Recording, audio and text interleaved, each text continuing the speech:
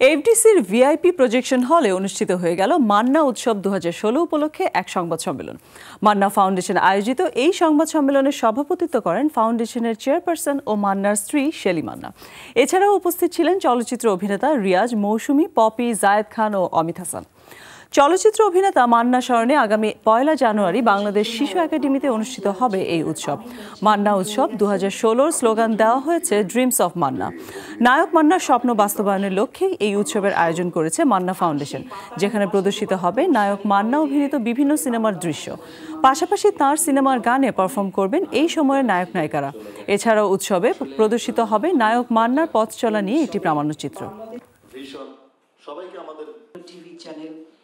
সারা বছর তো মান্না ফাউন্ডেশন কার্যক্রম থাকছে। উৎসবটা হলো শিল্পীদের একটা মিলন মেলা। পুরা অনুষ্ঠানটি হলো একটা ফিল্ম বেজ অনুষ্ঠান, সম্পূর্ণ একটা চিত্রনাট্যের মাধ্যমে এটা হচ্ছে। অলরেডি শিল্পীরা সব একাত্মতা ঘোষণা করেছে। আমরা প্রতি বছরই এরকম করব।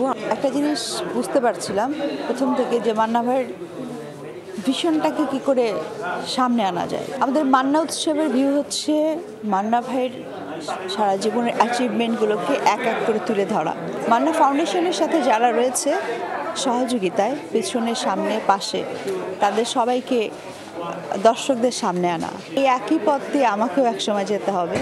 তো আমি এই জন্য সবসময় পছন্দ করি যে নিজের কাজেরও পাশাপাশি আমি যেন একটু সময় সুযোগ করে মানুষের জন্য করতে পারি নিজের দায়িত্ববোধ থেকে। এটা একটা মহৎ উদ্যোগ।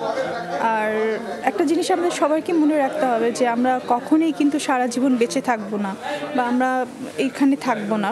আজকে যেমন আমরা মান্না ভাইকে মনে করে উৎসবের সাথে আছি, তেমনি যখন আমি থাকবো না তেমনি আমারকেও যেন স্মরণ করে, আমাকে মানুষ রিকালেক্ট করতে পারে, সেই জিনিসগুলো আসলে হওয়া উচিত।